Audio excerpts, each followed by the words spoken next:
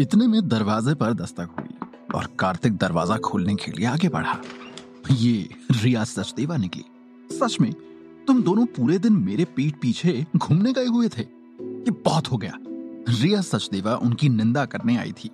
माही माथुर पहले ही काफी ऊब चुकी थी जब वो वापस आई। कार्तिक और माया सच में उसकी पीठ के पीछे घूमने निकल गए थे। ये बहुत ज्यादा था। कार्तिक ने अपना सिर रगड़ा और कहा, तुमने गलत समझा। मूल रूप से मिकी और मैं वापस आने से पहले केवल टहलने निकले थे। अंत में ये ऐसा ही था। एक बार रिया सचदेवा को समझाने के बाद दूसरे पक्ष को भी इसका कारण पता चल गया था और वो अब उतना क्रोधित नहीं था। क्योंकि वो लड़की माथुर फैमिली से नहीं है तो वो कौन है? कार्तिक अभी भी अपने दिल में काफी चिंतित था, क्योंकि चिराग माथुर ने कहा कि वो माथुर फैमिली से नहीं थी।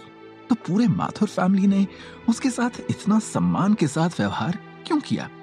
जाहिर तौर पर उस लड़की की पहचान साधारण नहीं थी। कार्तिक को सच में लड़की की पहचान के बारे में कोई जानकारी नहीं थी। हालांकि वो उस लड़की के साथ एक दिन के लिए रहा था, लेकिन उससे उसकी बातचीत केवल कार्तिक को शॉपिंग के समय पेमेंट्स करने के लिए कहने तक ही लिमिटेड थी। जब रिया सचदेवा ने कार्तिक के मुंह से उस लड़की के रूप का डिस्क्रिप्शन सुना तो वो एकदम सीरियस हो गई, जबकि आमतौर पर उसके लिए सीरियस होना बहुत ही रेयर था। क्योंकि चिराग माथुर ने उस लड़की के साथ सम्मान पूर्वक और झुकते हुए ही व्यवहार किया था। यह स्पष्ट था कि वो कोई साधारण व्यक्ति नहीं थी। हालांकि सचदेवा फैमिली की बेटी के रूप में रिया सचदेवा को मुंबई सिटी में माथुर फैमिली की अच्छी समझ थी। उसे उनके बारे में लगभग सब कुछ पता था, लेकिन वो भी इस लड़की को नहीं जानती थी। रिया सचदेवा ने एक पल के लिए सोचा और एक संभावना के बारे में सोचा। क्या तुम माथुर फैमिली के बैकग्राउंड को नहीं जानते? रिया सचदेवा का चेहरा सीरियस हो गया। कार्तिक ने सिर हिलाया। क्या ऐसा हो सकता है कि माथुर फैमिली का कोई और बैकग्राउंड हो? ये देखकर कि कार्तिक को माथुर फैमिली के बैकग्राउंड के बारे में नहीं पता था, रिया सचदेवा को अचानक समझ आ गया और इसमें कोई ज्यादा आश्चर्य वाली बात भी नहीं थी। हालांकि माथुर फैमिली मुंबई सिटी के 3 बड़े परिवारों में से एक है, लेकिन जो माथुर फैमिली आप देख रहे हैं वो सिर्फ एक बाहरी व्यक्ति है। रिया सचदेवा ने कहा, एक बाहरी व्यक्ति? जब माया ने ये सुना तो उसने भी अपने हाथों में रखी चीजें नीचे रख दी और ध्यान से सुनने लगी। मुंबई सिटी में विशाल माथुर फैमिली एक आम या सामान्य फैमिली के लिए केवल एक बाहरी व्यक्ति था। ये बहुत अविश्वसनीय था। क्या तुम लोग जानते हो कि अमृतत्व की स्पेस दुनिया का असली रूप कैसा दिखता है? कार्तिक और माया सोच में थे। रिया सचदेवा ने उनसे कहा। कार्तिक और माया ने एक दूसरे की ओर देखा। रिया ने अचानक स्पेस वर्ल्ड की बात क्यों की? वो ऐसी कोई जगह तो नहीं होनी चाहिए जिसे केवल मैं ही देख सकूं? कार्तिक ने कहा।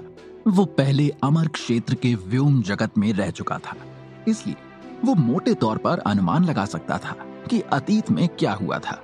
लगा ही था मुझे। खैर, मैं बताती हूँ, ध्यान से सुनना। सच में हमारी सेक्युलर दुनिया के अलावा एक और दुनिया है। वो स्वर्ग और पृथ्वी के कल्टिवेशन का खजाना है, जिसका सारे स्पेस आर्ट वॉरियर्स सपना देखते हैं। ये स्पिरिचुअल एनर्जी से भरा हुआ है। वहां के वॉरियर्स की ताकत सर्वशक्तिशाली और सर्वशक्तिमान है। रिया सचदेवा ने लालसा से कहा, मानो वो इस वक्त वहीं सपना देख रही हो। ये एक ऐसा रहस्य था जिसे केवल सेक्युलर वर्ल्ड की कुछ ताकतें ही जान सकती थीं। जब वे एक निश्चित स्तर पर पहुंच गईं, उस जगह को छोटा आकाशीय क्षेत्र कहा जाता है। मुंबई सिटी के सभी 3 प्रमुख फैमिली इसके बारे में जानते हैं। सेक्युलर वर्ल्ड के अन्य प्रमुख संप्रदाय भी छोटे दिव्य एरिया के अस्तित्व के बारे में जानते हैं। कार्तिक के मुंह का कोना थोड़ा मुड़ा। सच में ऐसा ही था। जब उसने पहली बार ललित राजपूत और मयंक राजपूत को देखा तो उसने पहले ही अनुमान लगा लिया था कि कोई दूसरी दुनिया है, और रिया की बातें सुनकर वो समझ गया कि जैसी उसने उम्मीद की थी वैसा ही हुआ। वो राजपूत फैमिली छोटे आकाशीय एरिया के परिवारों में से एक थी। क्या तुम राजपूत फैमिली के बारे में जानती हो? कार्तिक ने पूछा। रिया सचदेवा ने आश्चर्य से पलकें झपकाईं। क्या कार्तिक छोटे आकाशीय क्षेत्र की राजपूत फैमिली के बारे में जानता था? राजपूत फैमिली एक रिक्लूसिव फैमिली है जो छोटे आकाशीय एरिया में एकांत में रहती है। तुम्हें राजपूत के बारे में कैसे पता चला? कार्तिक ने लापरवाही से कहा, मेरे उस फैमिली में किसी के साथ कुछ संबंध है। आखिरकार मैं लायन ग्रुप का मेंबर हूं। रिया सचदेवा को कार्तिक के उत्तर के बारे में कोई डाउट नहीं था। लायन ग्रुप वो शक्ति थी जिसका लघु आकाशीय एरिया की फैमिलीज के साथ सबसे सीधा संपर्क था। क्योंकि कार्तिक लायन ग्रुप का मेंबर था, इसलिए उसके लिए इन ताकतों के संपर्क में आना सामान्य था। फिर माथुर फैमिली का इंटरनल कबीला भी छोटे आकाशीय दायरे की एक फैमिली है। माया ने कहा, छोटे आकाशीय एरिया के बारे में रिया सचदेवा की कहानी का माथुर फैमिली से कुछ लेना देना तो होना ही चाहिए। माथुर फैमिली की इंटरनल फैमिली वहां थी शायद। रिया सचदेवा ने सिर हिलाया और कहा, तो बात ऐसी है कि माथुर फैमिली को मुंबई सिटी के 3 बड़े परिवारों में सबसे शक्तिशाली बैकग्राउंड वाला परिवार कहा जा सकता है। इस बैकग्राउंड के कारण सचदेवा फैमिली और तिवारी फैमिली ने उन्हें भड़काने की हिम्मत कभी नहीं की। हालांकि सेक्युलर दुनिया में माथुर फैमिली की समग्र ताकत लगभग सचदेवा फैमिली और तिवारी फैमिली के समान ही थी। आखिरकार ये सेक्युलर दुनिया थी और छोटे आकाशीय दायरे में माथुर फैमिली बहुत गुस्ताखी करने की हिम्मत कभी नहीं करेगा। जिस लड़की के बारे में तुम लोग बात कर रहे हो ना हो, वो जरूर माथुर फैमिली के इंटरनल कबीले की मेंबर है। वो छोटे आकाशीय एरिया की भी मेंबर है। रिया सचदेवा को उम्मीद नहीं थी कि कार्तिक छोटे आकाशीय एरिया में माथुर फैमिली के किसी मेंबर से मिलेगा। कार्तिक ने महसूस किया कि ये स्पष्टीकरण उचित था। आखिरकार सेक्युलर दुनिया के पास इतनी कम उम्र में इतना शक्तिशाली साधना आधार नहीं हो सकता था। ऐसा लग रहा था कि अगर उसे अपनी ताकत में सुधार करना है तो उसे छोटे आकाशीय दायरे में भी जाना होगा, अन्यथा उसे खजाने को अपने लिए डायमेंशनल रिंग में ही रखना होगा। मैं छोटे आकाशीय एरिया में कैसे प्रवेश करूं?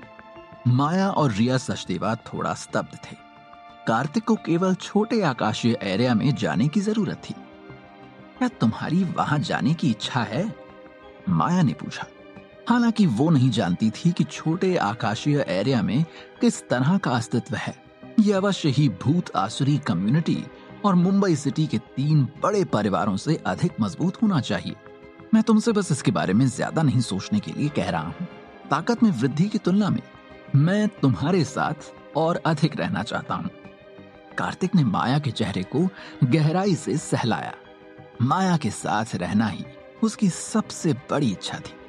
भले ही वो फिर से एक सर्वोच्च अमर सम्राट बन गया हो, फिर भी वो माया के बिना अकेला रहेगा तो वो जरूर ही पागल हो जाएगा। माया शर्म से शर्मा गई। रिया सचदेवा अभी भी यहीं थी। रिया सचदेवा ने बिना किसी कारण के फिर से एक बार खाना खाया और कार्तिक ने जो अभी किया वो देखकर उसके पूरे शरीर पर रोंगटे खड़े हो गए थे और वो शर्मिंदा होकर वहां से चली गई। इस समय एक निश्चित गंदे स्थान पर यहाँ एक आकृति दिखाई दी। इसके शरीर से मृत आत्माओं की आभा निकल रही थी। इस घातक धूसर वायु प्रवाह से जो कुछ भी छुआ जाता था वो राख में बदल जाता था। उसके आने से यहाँ की गंदगी और भी दयनीय हो गई थी। ये व्यक्ति स्वाभाविक रूप से विनाश था। पुणे सिटी से बहुत दूर भागने के बाद वो कार्तिक के पास नहीं गया और उसने उसे परेशान नहीं किया। इसके बजाय उसने सबसे पहले अपनी ताकत बढ़ाई। इस समय विनाश कुछ ढूंढ रहा था। यही वो जगह है। विनाश एक मुरझाए हुए पेड़ के सामने खड़ा था और 5-6 लोग उस पेड़ को गले लगाकर उससे चिपके हुए थे। उस मुरझाए हुए पेड़ का तना टूटकर खुल गया और उसमें एक व्यक्ति समा सकता था। उसने अपनी हथेली बढ़ाई और घातक धूसर हवा ने उसे ढक लिया। इस क्षण में सभी छिपाव गायब हो गए और दरार वाले पेड़ के तने के सामने धीरे धीरे अंतरिक्ष का प्रवेश द्वार दिखाई दिया। ये छोटे आकाशीय एरिया का प्रवेश द्वार था। कार्तिक, बस तुम रुको। विनाश ने दांत पीस कर कहा। अमर क्षेत्र की हार कुछ ऐसी थी जिसे वो भूल नहीं सकता था। यहाँ वो कार्तिक को पूरी तरह से हराना चाहता था। उनकी लड़ाई अभी खत्म नहीं हुई थी। कार्तिक, तुम्हें एक और इनविटेशन लेटर मिला है। जब रिया सचदेवा ने कार्तिक को एक और इनविटेशन लेटर सौंपा तो उसकी अभिव्यक्ति बहुत ज्यादा ही अजीब थी। किसी ने कार्तिक को हर 2 या 3 दिन में ऐसा करने के लिए क्यों आमंत्रित किया? तिवारी फैमिली? कार्तिक ने इनविटेशन देखा। यह तिवारी फैमिली का इनविटेशन था। उसे तिवारी फैमिली के इनविटेशन पर सबसे ज्यादा आश्चर्य हुआ। किसी को पता होना चाहिए कि उसका नैना तिवारी के साथ विवाद था, जिससे वो उच्च और शक्तिशाली युवा महिला बहुत ही दयनीय स्थिति में थी। इतना सब होने के बाद वो अभी भी कार्तिक को तिवारी फैमिली में कैसे इनवाइट कर सकती है? कार्तिक, केवल तुम ही एक हो जो मुंबई सिटी के 3 प्रमुख परिवारों के पास नहीं गए। अगर तुम जाकर एक नजर नहीं डालते तो 3 प्रमुख परिवारों में जाकर तुम्हें बहुत प्रसिद्धि मिली होती। रिया सचदेवा ने मुस्कुराते हुए कहा। कार्तिक के माथे पर कुछ काली रेखाएं दिखाई दी। ये किस तरह के शब्द थे? इनविटेशन लेटर पर नैना तिवारी और उनके बीच कुछ दिनों पहले हुई गलतफहमी के बारे में लिखा गया था। तिवारी फैमिली को उम्मीद थी कि उनके बीच समझौता हो जाएगा और उनका रवैया ईमानदार था। लेकिन क्या सिर्फ यही एक कारण था कि तिवारी फैमिली कार्तिक को इनवाइट करना चाह रहे थे? क्या असली मकसद है तिवारी फैमिली का कार्तिक को इनवाइट करने के पीछे? क्या कार्तिक उस लड़की की असली पहचान पता लगा पाएगा?